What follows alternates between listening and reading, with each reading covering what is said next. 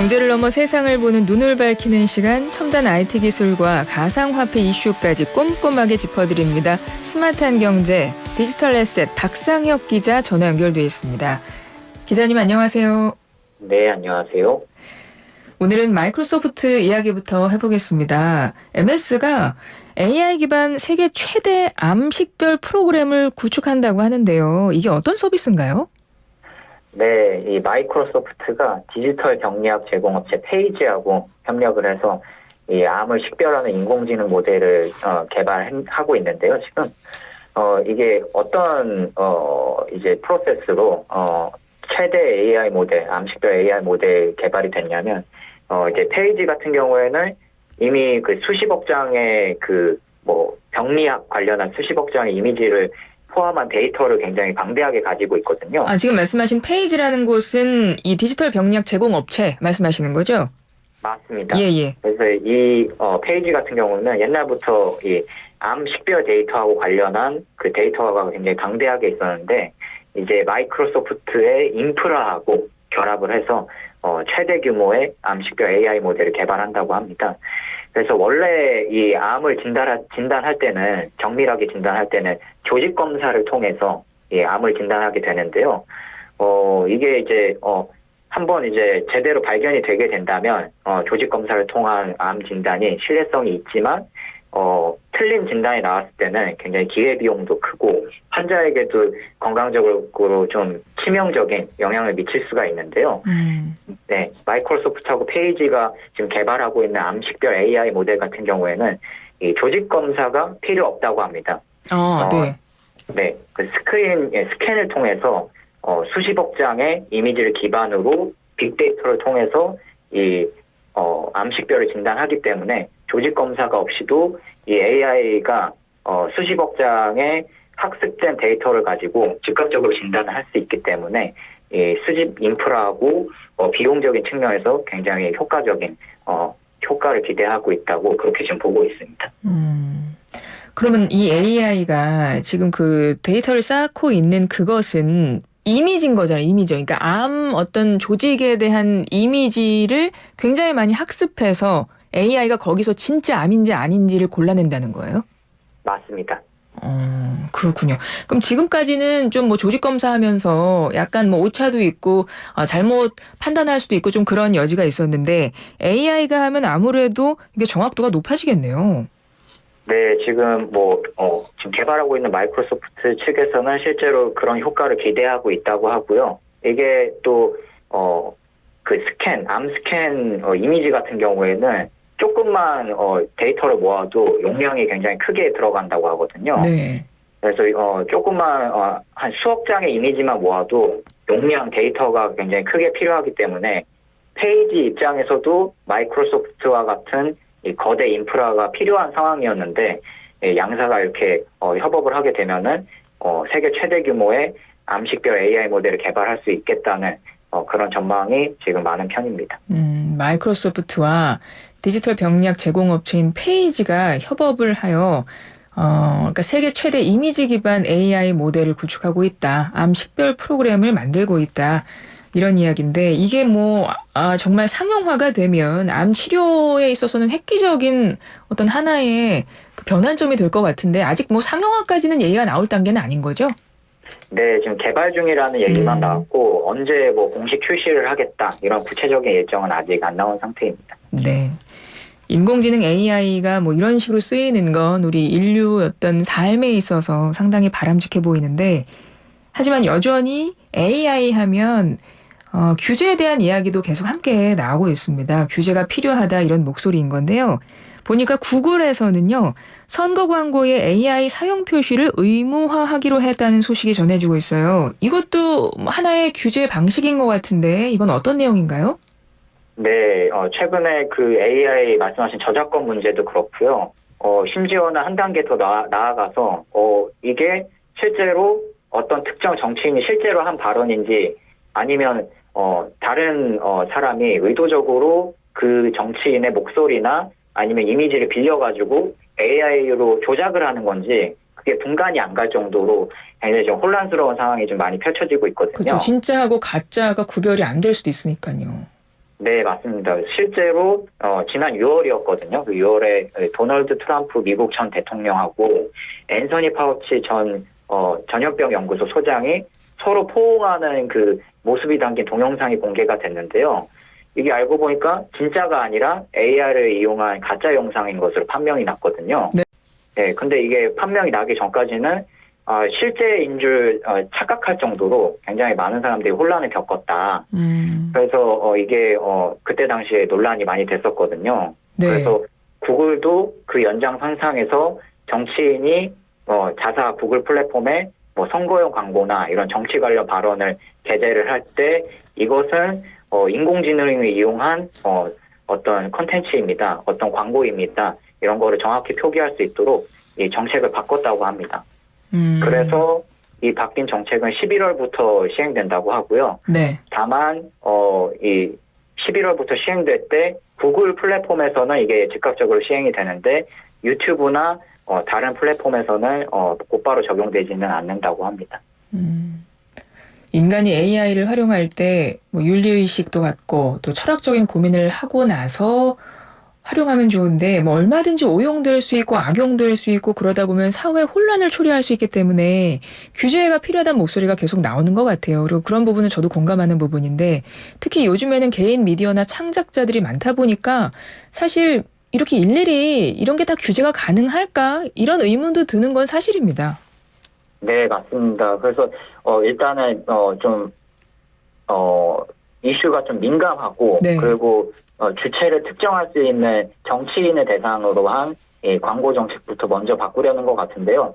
사실 말씀하신 것처럼 민간 단위로 넘어가게 되면은 지금 뭐 틱톡이나 이런 뭐 쇼폼을 활용한 그런 플랫폼 같은 경우에는 지금 짧은 영상에서는 이게 진짜 사람인지 가짜 뭐 AI인지 분간이 안 갈 정도로 기술이 많이 정교화된 상태이거든요. 네. 그래서 민간 단위에서도 이 AI 관련한 뭐 저작권이나 어떤 개인 뭐 정보 침해 같은 그런 사례들을 규제해야 되는 게 아니냐라는 목소리도 많이 나오고 있는 상황입니다. 네, 맞습니다. AI가 발전하면 발전할수록 기술 발전을 할수록 그 부분에 대한 규제에 대한 뭐 윤리적인 측면 이런 것들도 함께 고민을 깊이 해야 될 것 같습니다. 네, 맞습니다.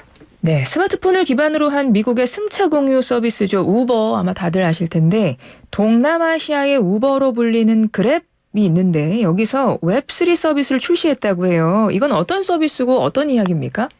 네, 원래 이제 말씀하신 대로 동남아시아의 우버라는 타이틀이 있을 정도로 동남아에서 지금 최대 차량 공유 앱 서비스를 하고 있는 서비스가 그랩인데요.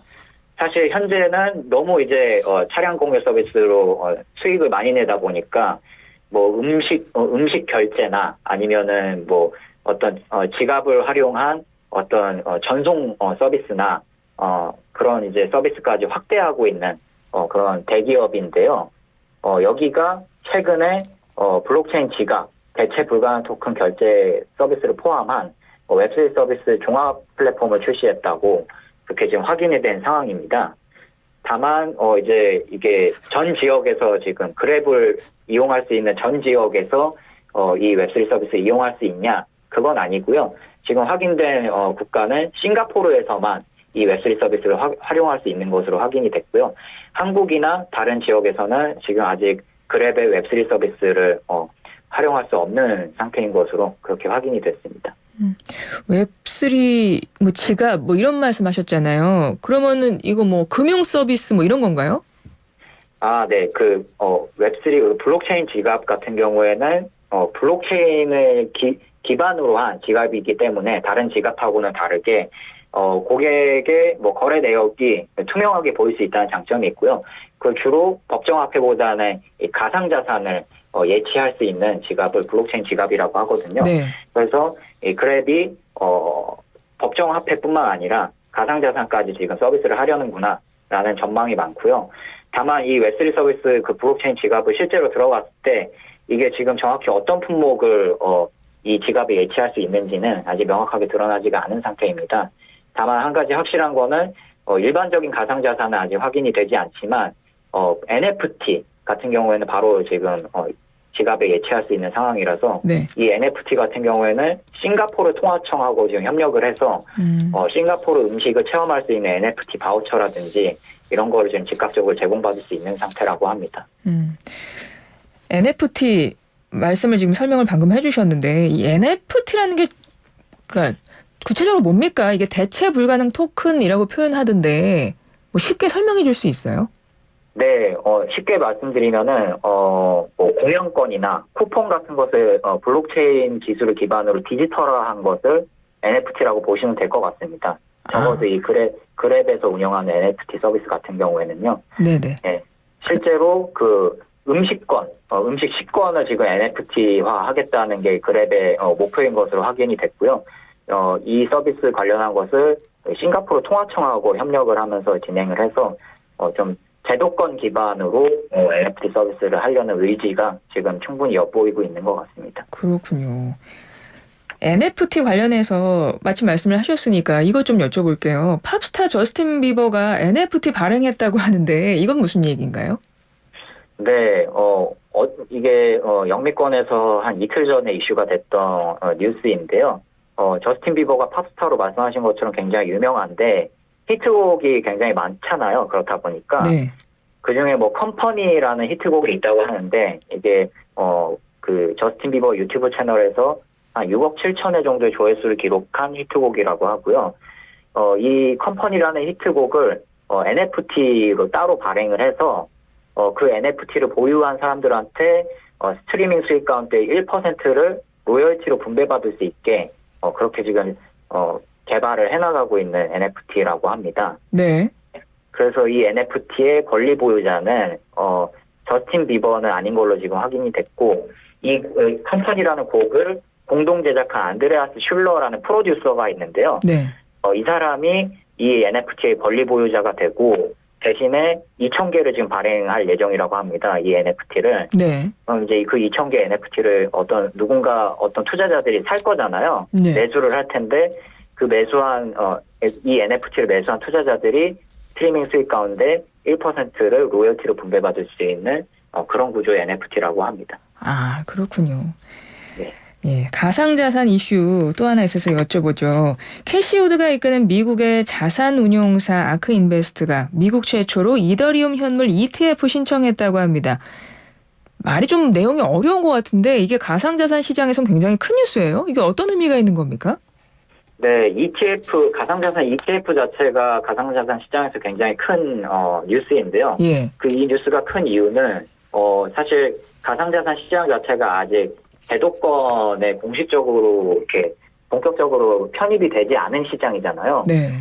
그렇다 보니까 이 가상자산이 언제쯤 제도권하고 연결이 될 것이냐 이게 계속 가상자산 시장에서 화두인데 ETF는 전통 제도권에서 운영하는 상품이잖아요. 네. 규제를 공식적으로 받고 있는 상품이고요.